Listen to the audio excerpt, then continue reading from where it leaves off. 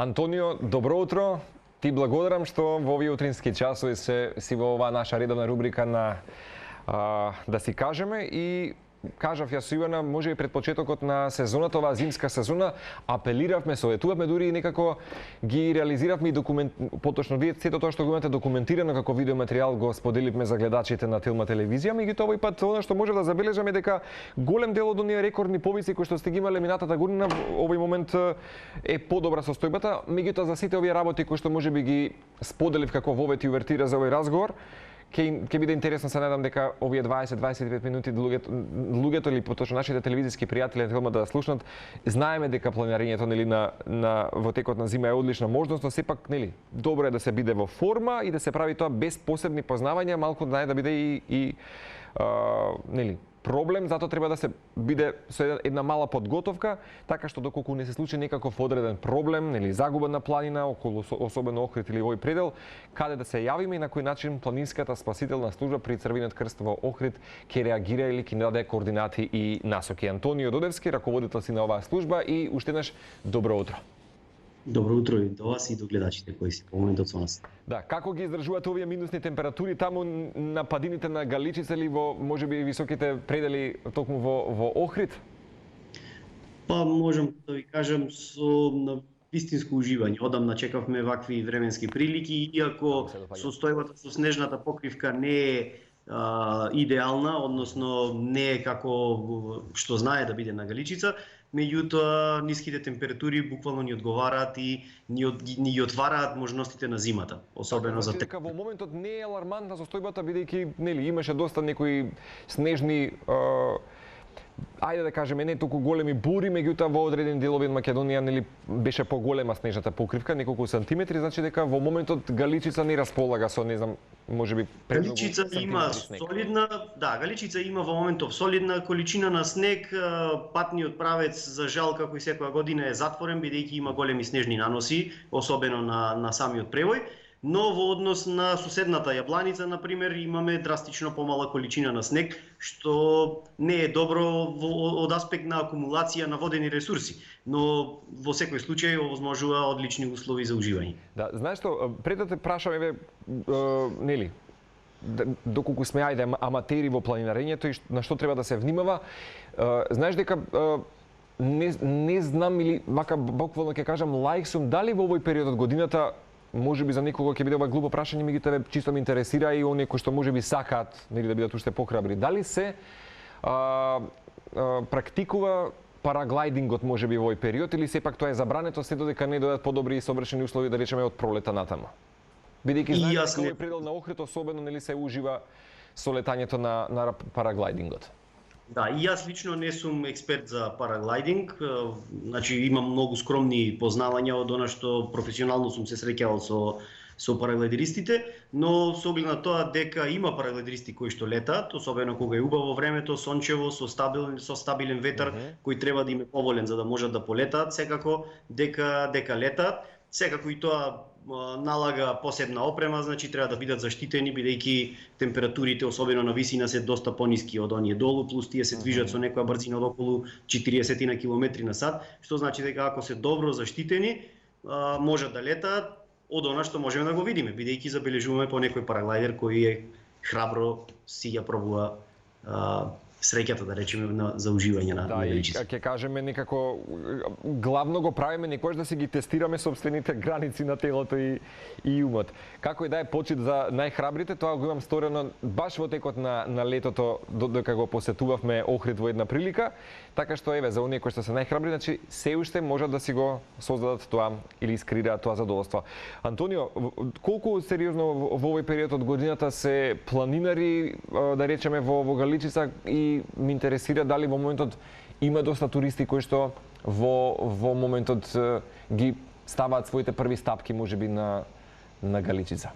Она што е интересно не само во моментот, туку и неколку години наназад, за жал малку пандемијата го успори тој тренд, меѓутоа има зголемен тренд на активност во зимскиот период на секаде на планините низ Македонија. Особено е интересно што одредени спортски форми кои претходно не беа многу застапени, не беа атрактивни да ги наречеме, особено кај нашите домашни население, како што е турно скијањето, движењето со дрезги, односно англиски термин snowshoes, станува се попопуларно. Може да забележиме дека многу зголемен број на луѓе кои ги практикуваат овие спортови се движат со ски, со дрезги нагоре, скијат зависно од нивните вештини по падините на планините, секако тоа е надвор од уредени патеки за скијање, надвор од уредени скијалишта, и што укажува дека светските трендови неминовно доаѓаат и кај нас со, може да се каже слободно, со забрзано темпо. Убаво што го потикна, бидејќи во изминативе години можеме да забележиме нели и наплив на нови претежно млади планинари кои што решаваат да излезат нели од комфортната зона и да ги истражат генерално планините во Македонија, но тоа нели со тоа се зголемува и веројатноста да се случуваат за жал понекогаш нели несреќни сценарија. Налето условите се многу поедноставни. Меѓутоа нели не треба да го потврлуваме податокот дека и помалку опасни. И тогаш се случуваат незгоди како да се шине зглоб, удар во дрво, камен или фрактури. За жал најтешкото сценарио можеби самата загуба на планина. Во зима пак тие проблеми се почести и посериозни. Тоа може да го забележите, всушност претпоставам дека и вие можеби како планинска спасителна служба при Црвен крст од Охрид. Сега вие нели сте можеби чувари на овој дел од Македонија. Меѓутоа, еве, за тоа како треба да се однесуваме. Водичите ќе ги дадат можеби прописите, нели регулативите, правилата на тоа, нели каква потреба ни е потребна за можните опасности, нели за изборот на облека, начинот на движење така натаму. Доколку утре решиме да планинариме, што ќе бидат можеби препораките како да речеме ти раководител на службата на планинската спасителна служба на Црвен крст од Охрид? Да, спомна и ти, Марко, дека спецификите на зимата и летото значи носат своји предизвици. Секако дека во летниот период некои видови на несреќи се поедноставни за решавање, како што спомна, одредени повреди на зглобовите, така па дури и скршеници можат во текот на летниот период да бидат, интервенцијата може да трае подолго и порелаксирано да се одвива сета акција во однос на истите повреди во текот на зимата, значи мора да бидат реализирани и решени многу побрзо, бидејќи ниските температури, краткиот ден со дневна светлина оневозможува да луѓето долго време да престојуваат со такви повреди, односно да очекуваат помош. Што значи сето тоа ги комплицира работите на планинската спасителна служба од една страна. Од друга страна, она што кажа, неискусни планинари често се нафаќаат да се пуштат во некои авантури за кои што не ни се свесни со кои предизвици треба да се соочат и на каков начин да ги решаваат. Многу е важно, јас значи би сакал да апелирам, без разлика дали станува збор за лето и зима, луѓето кои се аматери, кои ги прават првите чекори во планинарството, секогаш кога се одлучуваат, особено да се искачуваат на планини над 2000 метри, да користат значи услуги на водич, значи не мора да бидат комерцијални, сега не викаме дека се комерцијални, меѓутоа во групата во која што ќе се приклучат да имаат искусни квалитетни водичи кои што уште од почетокот ќе им укажат на сите предизвици, ќе им ја проверат квалитетот на опремата и секако ќе проценат дали уште со самиот почеток на турата ќе може да проценат дали луѓето се подготвени да ја завршат турата до крај или не. Инаку секоја тура на планина завршува со незиното враќање во удобноста на домот. Значи се не завршува ниту на врвот, ниту никаде по патот, туку завршува тогаш кога луѓето безбедно ќе се вратат дома и најважно од се, на крајот на криштата луѓето треба да бидат задоволни од она што го направиле. Тоа е целта на секое наше излегување на планина. Доколку се случи било што кое што ќе предизвика непријатности и доколку потоа ќе не тера да се преиспитуваме дали сме постапиле правилно, тоа не е успешно реализирана тура на планина. Или успешна мисија. Убаво кажано, Антонио. Да, секогаш велиш водичите ги даваат препораките, какви квалитетни обувки треба, нели, бидејќи сепак планината си изискува, нели, да и енергија, меѓутоа таа самата бара од нас да бидеме, нели, добро адаптирани и соодветно облечени. Тука секако е храната која што е некако, нели, неопходна, меѓутоа што ќе кажеш можеби за уредот за ориентација? Понекогаш премногу се подпираме, да речеме, со тој бенефит кој што го имаме денеска со GPS и така натаму. Дали можеби прво треба да се има компас, затоа што сепак компасот ниту се полни или не работи на некаков си уред нели на струја, ниту се празни, а некако мобилниот знае нели да се случи таа осцилација со температурата, самиот мобилен да не ја издржи таа висока температура. Ги препорачувате можеби компасите во овој случај?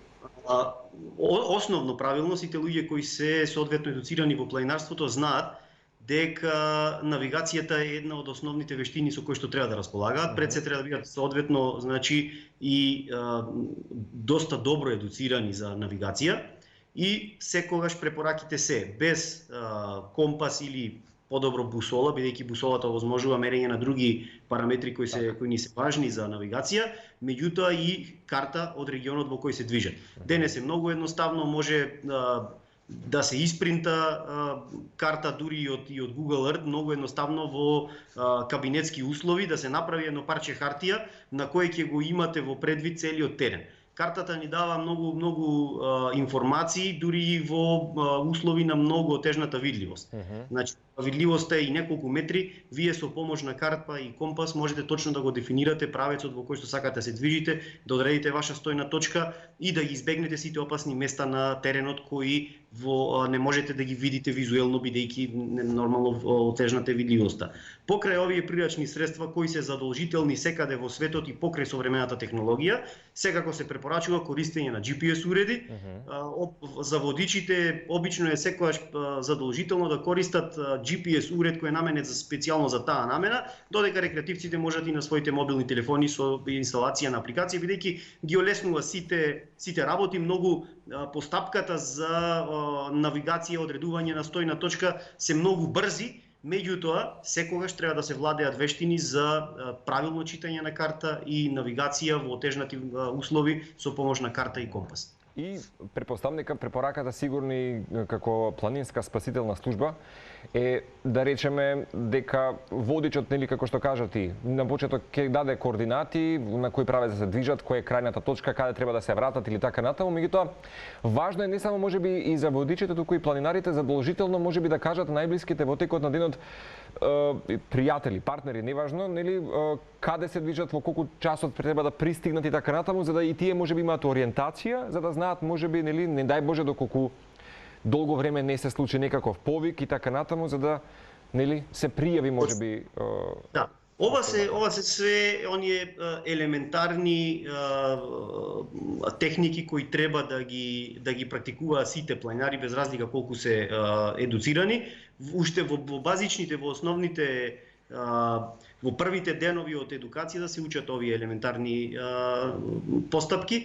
Значи, ние викаме информација на вашите блиски, што не подразбира секогаш блиски од семејството, туку може би подразбира од клубот, друштвото во кое што членуваат планинарите. Луѓето кои ја познаваат проблематиката на планинарство треба да бидат информирани за нашата цел, на патеката по која ќе се движиме и ориентационо времето за кое планираме да го изминеме целата тура. Ова зашто нас ни се случувало неколку пати да луѓето кои тргнале на некоја тура, претходно дури ги информирале своите блиски, кои што по известно време ни се јавуваат дека пробиени се роковите, дека луѓето не се достапни на мобилните телефони, едноставно се нормално вознемирени и бараат помош во таква ситуација. Откако сме покренале акции за пребарување, постојано сме се обидувале да ги лоцираме на телефоните, сме ја поминале рутата по која што требало да се движат, не сме ги лоцирале, за да на крајот утврдиме дека тие се безбедни некаде сосема на друго место, бидејќи пред самиот почеток на турата заклучиле дека таа ќе им е можеби понеатрактивна или поризична и одлучиле ја менуваат, понатаму веќе се комплицира се, така што би требало луѓето строго да се придржуваат до планот, доколку сметаат дека планот не може да се реализира во целост, да ја прекинат турата, доколку сметаат дека воопшто не е добро да тргнуваат на таа тура, можеби е најдобро да се вратат и да го остават нивниот план за некој нареден пат или навремено да информираат за промената на планот. Антонио, во случај на губење во Македонија, прво што треба да направиме понекогаш нели да се има и бројот, можеби или планираат во случајот на Центарот за управување со кризи, кои се нели овластени, кои што помагаат при нели несреќа 195. Но доколку заглавиме, каде треба да се јавиме да речеме во случајот на планинската спасителна служба и нели ти сподели да речеме колку е подготвени, на каков начин делувате, би сакал некако да го сублимираш еве во следниот одговор сето ова. Значи, доколку луѓето се наоѓаат во нашиот регион, значи регионот околу Охридското езеро, тука се познатите атрактивни Јабланица, Галичица, па и помалку познатите планини Славика, Раурман, па дури Стогово, од другата страна Плакенска, Илинска, значи големи планински масиви. Доколку се во тој регион, можат слободно да не контактираат и директно на нашиот телефонски број 13112, но во истиот случај, доколку се јават и во Центарот за управување со кризи, дури во СВР Охрид на 192, дури во итната медицинска помош или противпожарната, било кој од кратките телефонски броеви да ги искористат, овие служби се во тесна комуникација со нас и веднаш ќе биде воспоставен контактот. Она што сакам да го кажам како предност на нашата служба е тоа што имаме брз начин на лоцирање. И веднаш реагирате во дадениот момент, така? Да, значи доколку добиеме повик дека некој е залутан и не знае каде се наоѓа, потребно му е помош за навигација, ние преку едноставен принцип на испраќање SMS порака, нормално со прифаќање од страна на барателот на помош, на пораката со кликнување само на еден линк, ние ги добиваме неговите координати според GPS уредот на мобилниот телефон. Секако ова е условено од имање на мрежа на мобилниот телефон, значи воспротивно не би можела да се воспостави таа комуникација. Ова го кажувам најмногу затоа што некогаш и од други региони во државата, доколку се случи лица да бидат залутани, а можат да побараат помош, доколку се обратат кај нас, ние можеме да ги лоцираме и да им помогнеме на колегите од другите градови да можат брзо да пристапат до нив, без разлика дали станува збор за полициските единици, дали станува збор за доброволни како нашата волонтерски служби за спасување. Во секој случај преку нашиот систем можеме да ги лоцираме било каде во државата и едноставно да им го олесниме. Некогаш еве ние во минатата година на пример имавме два случаи кога со брзото лоцирање, едноставно со кратки упатства по телефон веднаш ги враќаме повторно во нормален процес на навигација. Луѓето и сами се евакуираат. Прекрасно. Зашто се е подготвена самата планинарска спасителна служба од Црвен крст Охрид и можеби некогаш не спомнале колкав тим сте, како делувате и имено да ни опишеш можеби една твоја акција, а сето тоа повторно може ќе го илустрираме нели со дел од овие инсерти кои што ги имаме, чисто да ги запознаеме и гледачите на Телма. Планинската спасителна служба при Црвен крст Охрид е во моментов е единствена служба која дава 24 часа услуга во сите периоди од годината. Комплетно сме опремени за делување во летни и во зимски услови и на комплициран технички терен. Значи имаме соодветна опрема и располагаме со вештини за спасување на најкомплексни ситуации. Значи како изгледа еден ден или еден повик, значи кога оперативниот центар добива повик, веднаш ги алармира сите волонтери од службата, оние кои се во моментот најблиску и на располагање, веднаш доаѓаат во центарот, ги се облекуваат во нивната униформа и лична опрема и веќе ја подготвуваат. Значи имаме стандардна оперативна процедура за подготовка на опрема која е неопходна за првиот тим да излезе на терен. До сегашниот просек е некаде околу 15 минути време на мобилизација на тимот. Со тоа веќе првиот тим заминува на терен. Откако ќе замине првиот тим на терен, оперативниот центар со останатите волонтери кои подоцна ќе стигнат, подготвуваат втор тим кој секогаш е на стендбај да помогне на првиот. Алтернатива која е нели потребна да се вклучи во некогаш треба да помогне да се донесе дополнителна опрема или се потребни повеќе луѓе за да се заврши некоја комплексна операција, но некогаш може да се случи и некаква незгода на наши такво сценарио, Антонио. До сега да речеме нели алармантни повеќе екипи кои што треба да ги вклучите. Да, имало ситуации кога и по неколку денови сме вклучувале и други доброволци, значи луѓе планинари во помасовни пребарувања, но за среќа до сега сме немале проблем во однос на нашиот тим. Значи до сега при интервенција не е повреден. Меѓутоа овој втор тим секогаш е тука да асистира доколку се случи и ваква несакана, бидејќи е многу реално да се случи повреда на некој член од тимот. Така што ова се нашите стандардни оперативни процедури.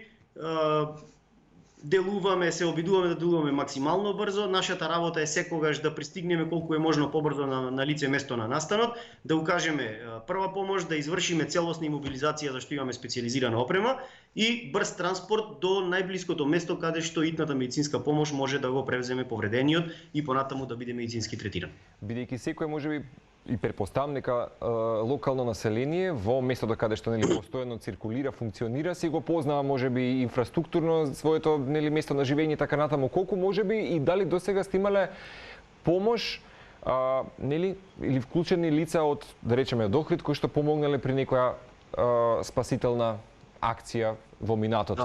Да ви да ви кажат дека се случило и дека нели потребна е помош и така натаму.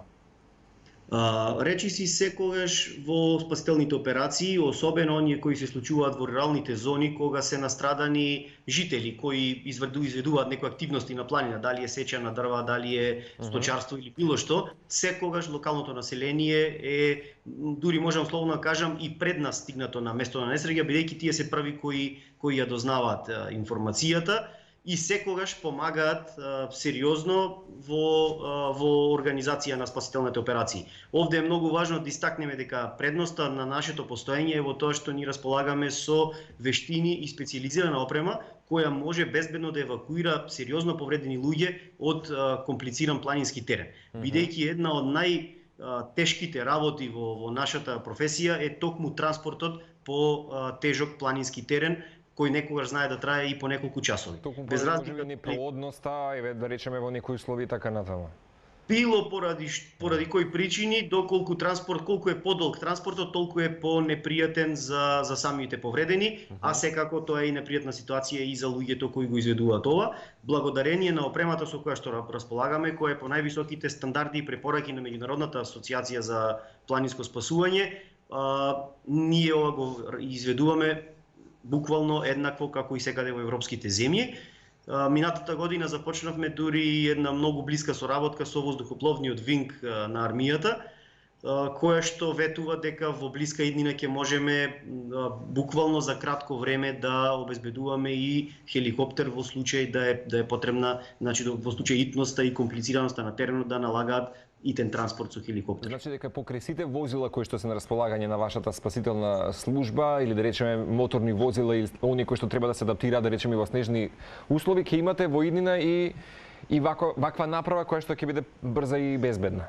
Да, се обидуваме значи да најдеме модус со државните институции, да се воспостават стандардни оперативни процедури за да се убрза процесот на подигнување на воздухоплов. И во моментот можам да кажам дека и претходно функционирало. Секогаш кога има комплексни операции, кога е нужно вклучување на воздухоплов, се вклучува, меѓутоа можеби по еден долг административен процес кој што во случај на несреќа е недозволив.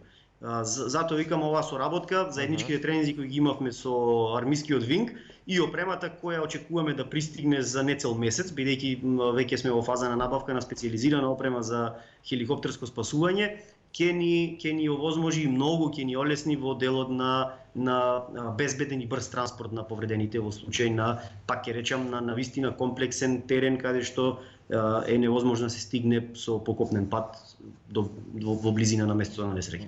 Ти признам дека го уживаме разговорот целосно, многу будно те следам и се надевам дека гледачите исто така, бидејќи убаво елаборираш и објаснуваш на оваа тема, бидејќи споделив нели околу повиците така натаму, само така да прашам еве како подпрашање. Убаво кажа, голем дел од европските земји се адаптираат на новитетите и така натаму кога станува збор за екипирање или спасување на некои неприродни терени така натаму. И често знаат дека во вакви некои да речеме сценарии кога се нели спасуваат да речеме жители со граѓани кои што имаат одреден нели повик и така натаму, дали сте имале досега можеби да екипирате или мобилизирате ваш тим или член од планинската спасителна служба да спасите некогаш и можеби животно, загубено, повредено и така натаму.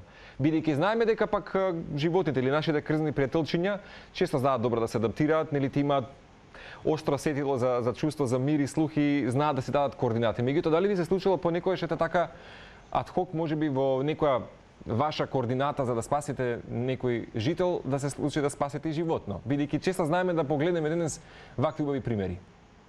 На минатава година имавме два случаи каде што ние не велиме дека сме спасиле животни, туку сме асистирале на нивните собственици да им помогнеме да ги извлечат од некои непристапни места каде што не сакајќи миленичињата за гласне. Значи, сепак ваква акција. Да. Ние не одбиваме во принцип никаква акција. Кога некој се јавува на нашиот телефонски број, тоа значи дека навистина потреба и треба да укажеме. Едноставно ги делиме само бројот, односно ги делиме по комплексност самите интервенции. Овој вид на интервенции спаѓаат во асистенции. Едната беше минатата рана пролет, да речеме, во Љубаништа, во еден голем овоштарник, маче е заглавило на високо дрво и 3 дена не можело да се спушти само, кога луѓето беа на вистина многу загрижени за здравието на мачето, излеговме во пресред, го спуштивме. И другото беше летото, едно, значи, домашен милjenik, лабрадор, кој што во околината на црквата Канео, не сакајќи заглавил на карпестерен и му било страв да се врати назад. Имате документирано, Антонио, вие можеби некои акции? Па, нашите акции скоро сите се на нашата веб страна. Кој сака може да посети pss.org.mk, може да ги види сите, бидејќи веднаш по секоја интервенција објавувам извештај таму. Прекрасно. Минатата година имавте рекордни 50 повици. Сега, нели, рекордни можеби за овој предел, нели, од Македонија, велите дека тоа е сепак, нели, голема бројка на повици. Каква е случај, можеби, и каква е состојбата годинава, ако треба да кажеме оваа сезона? Значи, минатата година точно е дека имавме рекордни, тоа се рекордни за нашата служба, бидејќи никогаш претходно сме немале толков број на повици. Јас често кажувам дека тоа најмногу се должи на довербата која имаат граѓаните во нашата служба и на едноставно на знаењето дека ние сме тука, дека постоиме и дека може да помогнеме. Најголем дел од овие повици се асистенции, како што веќе и претходно кажав. 4-5 се асистенции само по телефон, значи сме им дали упатства на луѓето како да бидат безбедни понатамо. 27-8, ако не се лажам, се асистенции каде што сме асистирале во оние случаи кои ги спомнавме. Домашни миленичиња, заглавени возила некаде на планина, најчесто заглавени возила се на патниот на преводот на планината Галичица, каде што патниот правец во зима и забранет согласно сообраќајните правила е забранет за сообраќај, но многу често луѓето се охрабруваат да возат со нивните автомобили и често заглавуваат. Значи тоа се асистенции и стандардна бројка, можеме да кажеме дека минатата година се задржа на бројот на интервенции со сериозни повреди, 12 од во кои биле повредени вкупно 14 лица на кои што сме им помогнале на планина. Бројката од 12 е веќе во последниве 4-5 години стандардна бројка на несреќи кои ги имаме во текот на годината. Инаку оваа година немаме сериозни интервенции, за сега нема повредени луѓе на планините, меѓутоа имам интервенирано во некои 4 или 5 ситуации каде што нашите тимови кои често се на Галичица, бидејќи имаме и спасителна станица таму, едноставно повторно исто асистираат и помагаат на заглавени возила. И покрај нашите апели, граѓаните кои ја сакаат Галичица, кои ја сакаат и планината, сакаат да уживаат, да ги почитуваат строго сообраќајните правила. Онаму каде што е забранет сообраќајот е забранет со причина, да не се обидуваат, значи да не ги кршат сообраќајните правила. Така е. Да. Бидејќи навистина ваквите асистенции ни отежнуваат многу нашата работа, ни повлекуваат многу ресурси кои навистина можат во истиот момент да бидат неопходни на некое друго место каде што зависи човечки живот. Токму поради тоа апелираме и на оние кои на крајот не ги почитуваат апелите и ќе побараат помош, доколку не сме присутни на лице место на планината, секогаш, ова и го кажавме претходно, ќе им нивниот повик ќе го пренасочиме кај некој од комерцијалните шлеп служби, на кои ова им е работа и кои се опремени да ги излекуваат, меѓутоа ќе мора да си платат за тоа, бидејќи ние досега не сме наплатиле за услуги кон граѓаните и едноставно не ни сакаме да наплаќаме за услуги кои не се наша примарна дејност. Нашата дејност се спастојано. Не сте наплаќале услуги за граѓаните, меѓутоа на кој начин како служба сте одржливи со тоа што сте постојано нели на терен и навистина секоја чест, посебен пиетет кон вашата работа. Како се финансирате за да сепак може да сте независни и постојано да функционира во полнек со полна работа планинската спасителна служба при Црвен крст Охрид? Ова е најгорливото прашање. Ние веќе се години се обидуваме да го решиме овој проблем, соодветно онака како што е решен во развиените земји, особено во европските земји, онаму каде што целиме нели како општество. Едноставно со проектите со кои што ги спроведовме, тоа се два проекти финансирани од програмата за прекогранична соработка на Европската унија помеѓу Република Северна Македонија и Албанија. Со овие проекти успеавме да го издигнеме нивото на планинската спасителна служба до 24 часовна оперативна служба, која е подготвена делува во сите услови, она што се го кажавме претходно. За жал, во рамки на проектите изработивме и детална студија за финансиска одржливост, која студија направи компаративна анализа на законските уредби и организацијата на службите во 5 земји, меѓу кои Хрватска, Словенија, Полска, Бугарија и Франција. Беше направена компаративна детална анализа, беше направена и анализа на домашната законска регулатива која ни стои на располагање, која е во моментот валидна, и согласно тоа се направи и план за финансиска одржливост на службата, кој предвидува 50% од годишниот буџет на службата да го покриваат локалните самоуправи, 30% да го покрива државата, бидејќи нашата служба, како што кажав, може со воздухоплов да биде транспортирана и во друг регион, за да со она опрема која располагаме во моментот, а единствена во државата, да помогнеме и во други региони. Така што од тие причини е логично државата во моментов преку единствениот апарат, односно легална форма, тоа е Дирекцијата за заштита и спасување, би требало да учествува со 30% и 20% би ги обезбедувале преку давање на други услуги, преку донации и слично. Ова вака функционира секаде во светот. За жал, после многу преговори, разговори, досега се уште немаме видлив резултат.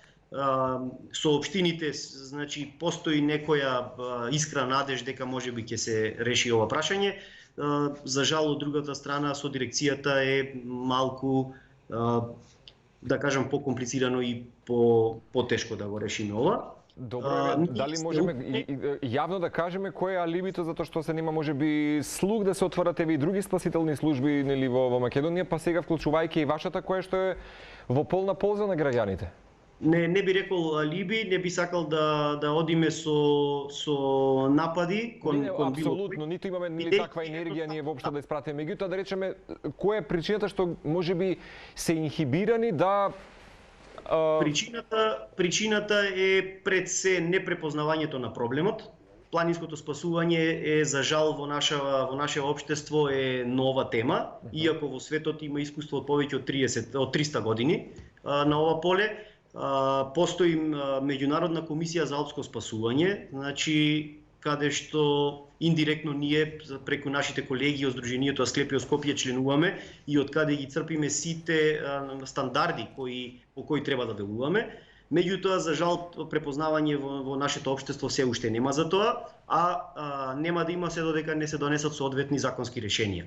Планинското спасување е периферен дел на Законот за заштита и спасување во овој момент.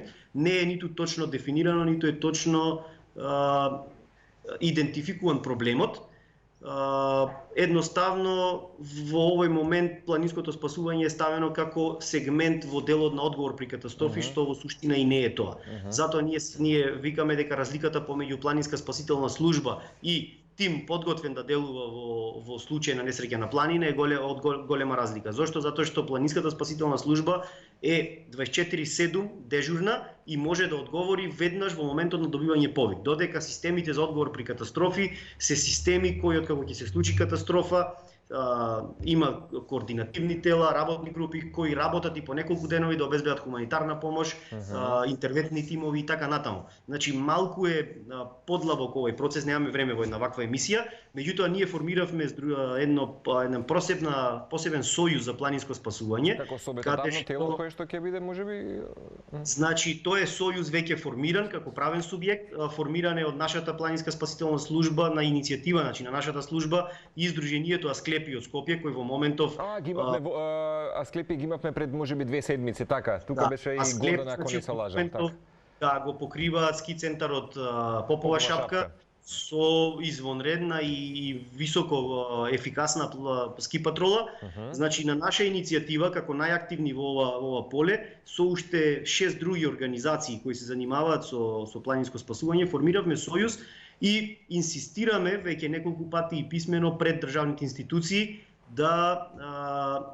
да го отвориме ова прашање и да дискутираме за можноста на воведување посебен закон за планинско спасување по примерот на Хрватска, каде што слободно можам да кажам, ова и многу пати сум го кажал, Хрватска во моментот е лидер во регионот, можеби, пример? Е лидер и пошироко од регионот, можеби и лидер во Европа во прогресот кој го постигнуваат. За 5 до 10 години имаат постигнато таков прогрес што служби со традиција од по 150-200 години во Европа не можат да се пофалат за толку краток период.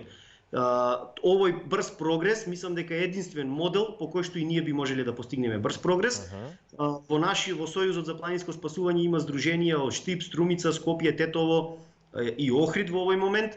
Веќе разговараме и со одредени други здруженија кои се заинтересирани за ова дејност, од Крушево, кој има исто здружение кои делуваат во регионот околу Македонски Брод. Значи, нашата цел е да воведеме, едноставно да ги пресликаме препораките и стандардите на ИКАР во рамки на спасителните организации, а од друга страна државата и локалните самоуправи да се вклучат активно во финансиската одржливост. Секако нудиме модел кој што е волонтерски, онака како што функционира секаде во светот, и сметаме дека е наједноставен и најефикасен начин за уредување на ова прашање.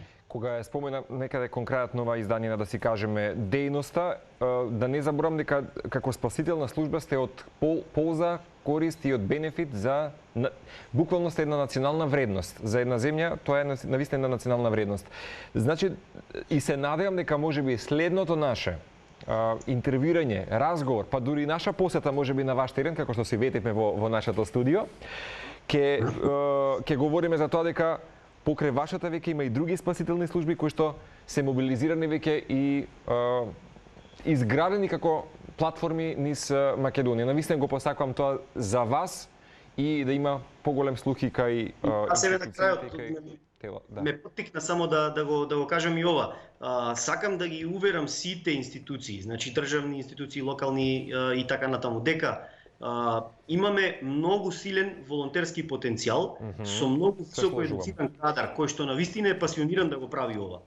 И едноставно стои на располагање. Од друга страна, не само што имаме едуциран кадар, пасиониран да го прави ова што ние го правиме, туку имаме и кадар кој што покажа дека има капацитет и способност да реализира големи проекти, преку кои ги донесовме високите европски стандарди во оваа сфера. Едноставно, бараме само разбирање за она што го работиме, бараме соодветен третман, бидејќи она што волонтерите секогаш го очекуваат е да видат од другата страна дека институциите се грижат пред се за нивното здравје и безбедност. Бидејќи ова е ризична работа, луѓето секако го прават тоа доброволно. Меѓутоа треба да видат дека од другата страна исто така некој грижи да им обезбеди квалитетна опрема, квалитетна заштитна опрема со која што тие ќе бидат безбедни одвивајќи, односно занимајќи се со некои вакви ризични активности. Антонио, ти благодарам. Се надевам дека како подеднакво што јас уживам во овој разговор и она што го сподели всушност на оваа денешна тема,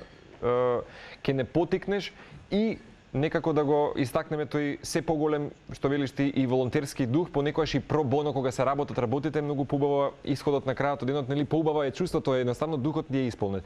Не знам што по една убава експедиција или спасителна акција со што се хранат, бидејќи знам дека кај вас изискува многу енергија целата таа акција. Во моментот многу ми е криво и жал што не си во студиото, бидејќи за прв пат ни е Симона Коруновска, нашиот познат нутриционист тука, па така што следен пат да знаеш дека те чекаме и во следниот наш дел на оброкот на денот да уживаш со нас и во студио во овој сегмент. Да, би ми било задоволство. Антонио, ти благодарам, голем поздрав до целиот тим, бидете од корист и полза како и досега. Навистина се надевам дека ќе имате убава и плодна година во интерес на граѓаните и овие идеи кои што ги имате вака, да речеме, како една прагматична ваша цел или една визија, да ја исполните во целост. Ви благодарам и вас и на гледачите кои имаат трпение да не се слушаат во овие. Верам дека од корист беа овие содржини. Ти благодарам уште еднаш.